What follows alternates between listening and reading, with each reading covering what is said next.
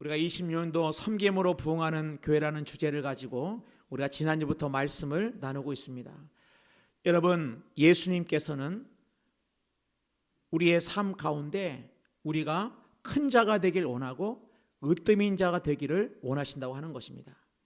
우리가 언뜻 생각할 때 예수님이 야 너희들 뭘 큰 자가 되려 그래? 너희들 왜 큰 자가 되려 그래? 너희들 왜 으뜸이 되려 그래? 그렇게 말씀하시는 것이 아니라 예수님이 너희들이 큰 자가 되려고 한다면 섬기는 자가 되고 너희들이 으뜸이 되고자 한다면 모든 사람의 종이 되어야 한다고 말씀하고 있습니다. 그러니까 여러분, 그 때문에 예수님은 큰 자가 되는 걸 정죄하지 않으시고 으뜸이 되는 걸 정죄하지 않으시면서 정말 예수님이 우리를 향한 마음은 뭡니까?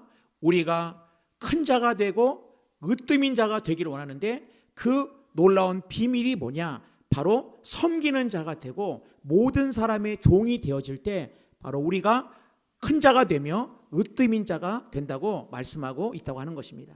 여러분, 그 때문에 우리가 이 땅을 살아갈 때 위대한 사람이 되는 것은 그렇게 어려운 일이 아닙니다. 우리가 언뜻 생각하면 위대한 사람은 나하고 아무런 관계가 없는 나처럼 평범한 사람이 무슨 위대한 사람이야? 나는 원래 그래.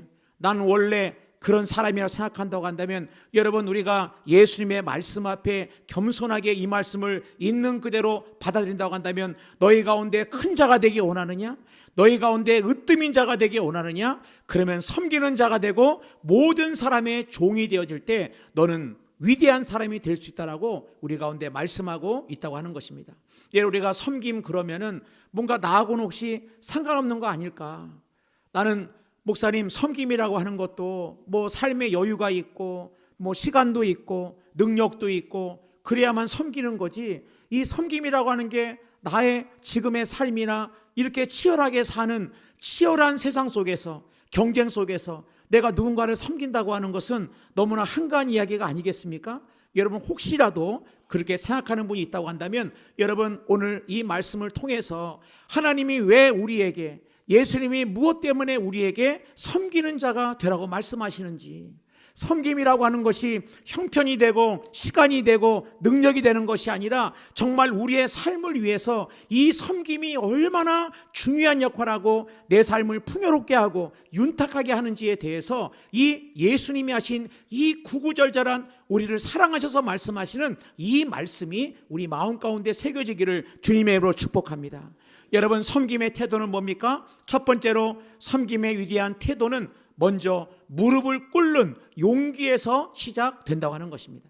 오늘 말씀 볼 때 요한복음 13장에 보면은 저녁 잡수이던 자리에서 일어나 겉옷을 벗고 수건을 가져다가 허리에 두르시고, 여러분, 요한복음 13장 우리가 읽은 본문의 배경을 보면은 이제 예수님과 제자들이 우리가 아는 최후의 만찬을 하고 있습니다. 근데 이 만찬을 우리 요한복음 13장을 잘 보면은 뭔가 어색하다는 걸 알 수 있습니다. 왜냐하면은 유대 시대의 관습이 뭐냐면은 남의 집에 들어가거나 저녁에 집에 들어가면은 가장 먼저 해야 될 게 뭐냐? 바로 이 발을 씻는 거였습니다.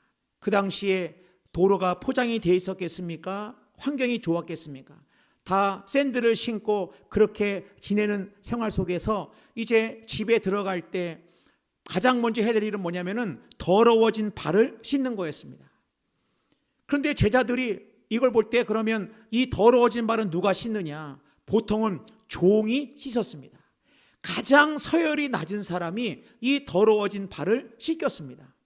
그런데 지금 이제 예수님께서 최후의 만찬으로 같이 식사하실 때에 어느 누구도 이제 발을 씻기는 그러한 것들을 갖다가 발을 씻기지 않고 서로 눈치를 보고 밥은 먹지만 굉장히 불편한 가운데 아마 식사를 하고 있지 않았을까, 그런 생각을 하게 됩니다. 왜 그렇습니까? 우리가 지난주에 살펴봤듯이 제자들의 마음 가운데는 누가 큰 자냐, 누가 크냐.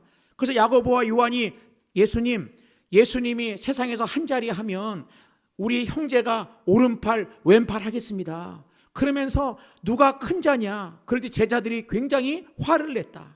왜냐하면 모두의 마음에 무슨 마음이 있었습니까? 내가 큰 자다. 나는 큰 자가 되고 나는 대접을 받는 자가 되고 나는 섬김을 받는 자가 돼야 된다, 이런 생각이 있었기 때문에 이제 이 12명의 제자들 가운데 어느 누구도 내가 발을 씻기겠습니다 그런 사람이 없는 거예요. 괜히 내가 발을 씻겠다고 얘기했다고 하는 내가 괜히 종이 된 것처럼 그렇고 내가 괜히 서열이 가장 낮은 사람이 되는 것 아니야? 그런 마음이 있었기 때문에 이 제자들은 자존심 때문에 그러지 아니하고 그냥 그렇게 식사를 나눌 때 이제 예수님께서 식탁에서 일어나셔서 겉옷을 벗으시고 수건을 가져다가 제자들의 발을 씻기십니다. 여러분, 아마 제자들은 깜짝 놀랐을 것입니다. 왜냐하면 선생님이 제자들의 발을 씻는다고 하는 것은 그 당시에는 있을 수가 없는 일이었습니다.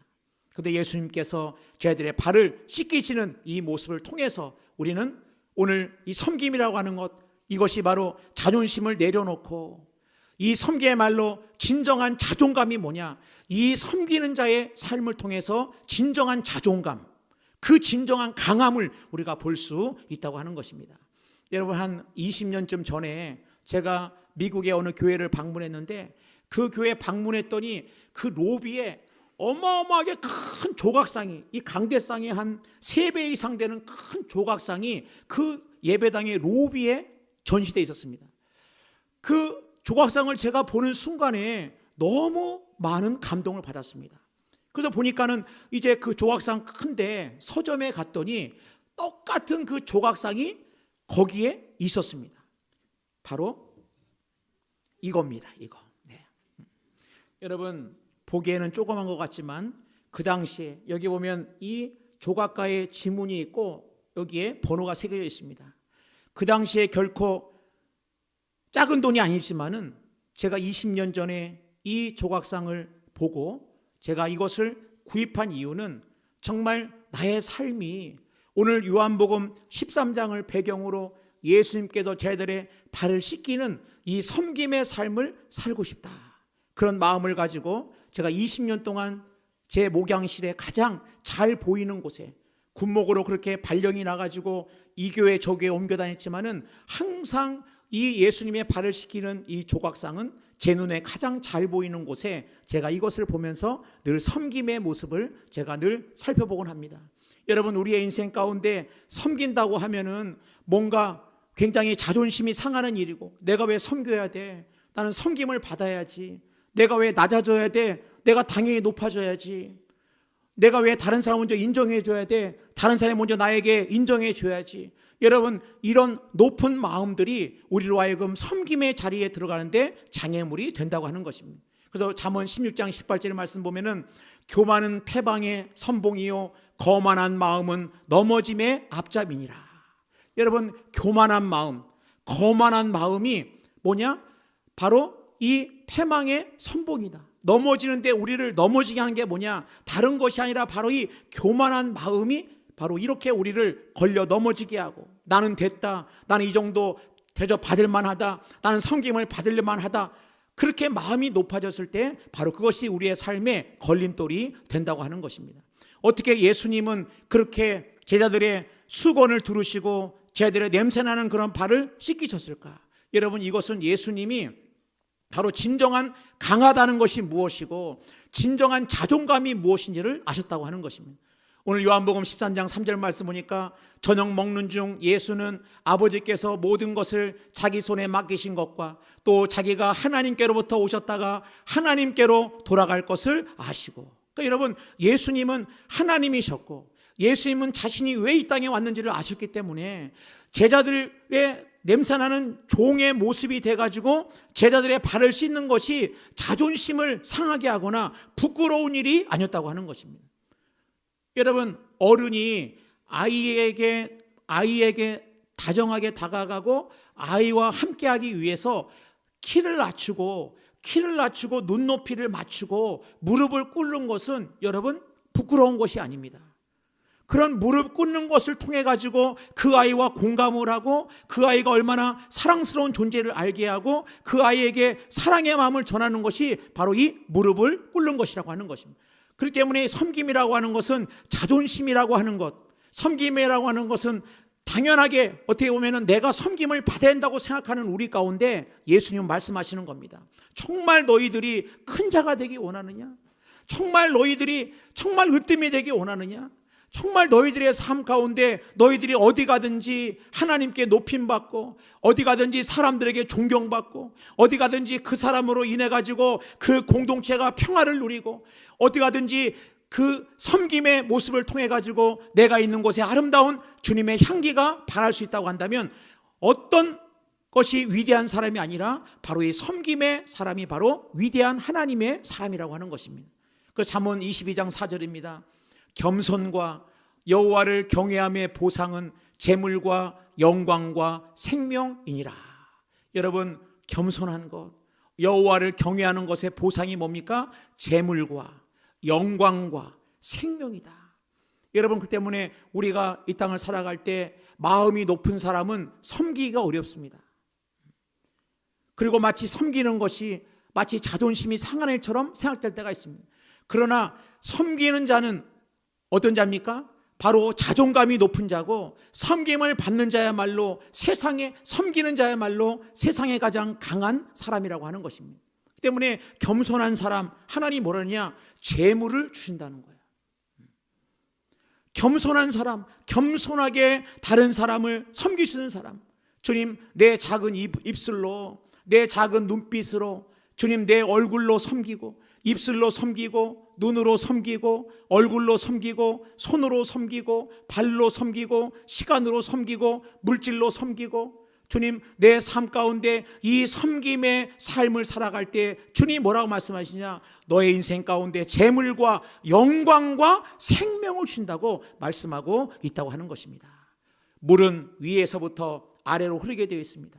하나님의 은혜는 위에서부터 낮은 곳으로 흐른다고 할 때, 우리가 높아지려고 한다면 낮아지라고 하는 말씀이, 낮아지는 게 비굴한 것도 아니고, 낮아진다고 우리가 손해보는 것도 아니고, 낮아진다고 자존심 상하는 일이 아니라 진정으로 낮아질 때 비로소 우리의 삶 가운데 진정한 강함이, 우리의 삶 가운데 진정한 존귀함과 재물과 영광과 생명이 넘쳐나게 된다고 하는 것입니다. 여러분, 두 번째로 보면은 이 섬김의 태도는 반응이 아니라 결단입니다. 여러분, 오늘 보세요. 제자들의 발을 씻길 때, 그 제자들 하나하나 냄새나는 그 발을 씻길 때, 만약에 여러분 감정으로 되어 있다고 한다면, 여러분 우리가 이 땅을 살아갈 때 우리의 감정이 있죠. 성질이 있습니다. 만약에 우리가 인생을 살면서 감정대로 살고 성질대로 살면 아마 우리 중에 반절은 감옥에 있을지도 모릅니다. 여러분, 우리가 감정대로 살고 성질대로 우리가 그렇게 살 수 없는 이유는 뭡니까? 사실은 우리가 감정이나 성질보다 더 중요한 것은 뭘까? 다른 것이 아니라 우리의 결단이라고 하는 것입니다. 예수님은 제들의 발을 씻길 때 보세요. 베드로, 어떤 베드로입니까? 얼마나 나대기를 따르는 베드로입니까? 그럼에도 불구하고 예수님은 베드로의 발을 정성스럽게 베드로의 발을 씻기십니다.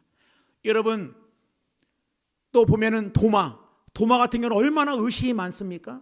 예수님이 뭐 한마디 하면 늘 그 마음속에는 의심 많은 도마였습니다. 그럼에도 불구하고 예수님은 이 도마의 발을 씻기십니다. 예수님께는 높은 마음을 가져오는 야고보의 발을 씻기십니다. 더군다나 여러분 생각해 보세요. 그 가운데는 유다가 거기에 있습니다. 이 요한복음 13장의 2절에 보면은 이미 마귀가 예수를 팔 생각을 유다의 생각 속에 넣었다고 말씀하고 있습니다. 여러분, 예수님은 아신 거예요. 이 유다가 나를 팔 자라고 하는 것을 알았습니다. 이 유다가 머릿속으로 얼마를 나를 팔까 계산하고 있다는 것도 알았습니다. 그럼 우리는 발을 씻기는 보다 물을 뿌려보기를 원합니다. 발을 씻길 게 뭐 있어? 물을 뿌려도 시원치 않을 텐데, 예수님은 어떻습니까? 예수님은 제자 이 유다의 발도 예수님은 씻기십니다. 이것은 무엇을 말씀하고 있습니까?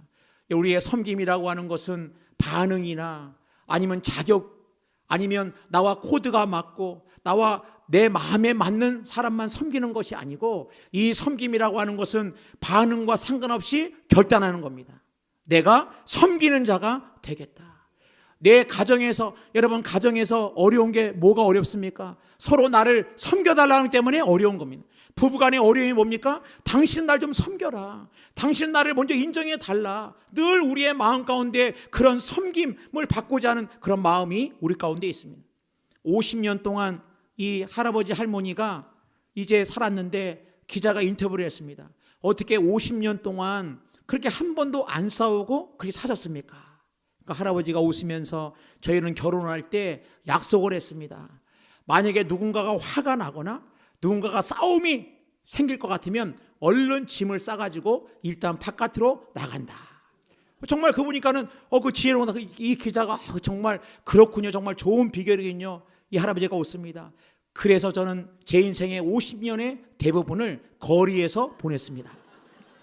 여러분 보세요. 누군가가 참았기 때문에 할아버지가 낮아졌기 때문에 할아버지의 낮아짐을 통해 가지고 이 시간들이 이 가정들이 이뤘다고 한다면 여러분 우리의 인생 가운데 우리는 낮아진다고 하는 걸 수치스럽게 생각하고 낮아지면 내가 손해본다고 생각한다면 여러분 오늘 말씀을 통해서 결단하는 겁니다.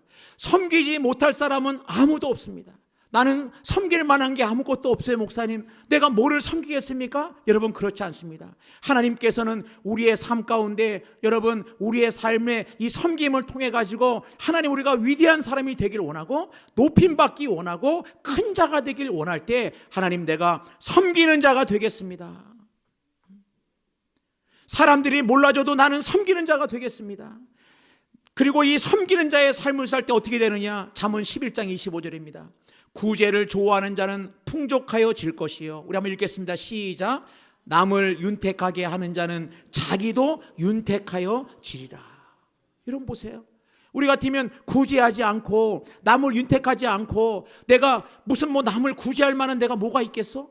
내가 남을 윤택하게 해? 나도 지금 바쁜데? 여러분 그러한 사람은 늘 그 마음 가운데 늘 뭔가가 부족하고 늘 마음 가운데 그렇게 싸고 있어도 뭔가가 그 마음에 허전하고 그 인생에 문제가 있는 건 왜 그러느냐? 다른 것이 아니고 구제하는 자가 풍족하게 될 것이고 남의 인생을 윤택하게 하는 자가 자기의 인생을 윤택하게 한다고 하는 이 말씀, 이 섬김의 말씀을 우리가 결단할 수만 있다고 한다면 여러분 다른 것이 아니고 바로 우리의 삶을 통해서 하나님이 영광 받으시고 하나님이 영광 받을 뿐만 아니라 우리의 삶이 존귀하게 되는 것이고 기꺼운 마음으로 주님 내가 내 자존심을 먼저 앞세우고 내가 늘 먼저 사람들에게 대접받기 원하고 섬김받기 원했다고 한다면 오늘 말씀을 들어보니 어떤 자가 큰 자냐? 섬기는 자가 큰 자라는 이 말씀 꽉 붙들고 내 인생 가운데 주님을 섬기고 주와 함께하라고 하는 가족을 섬기고 나와 함께하는 동료들을 섬기고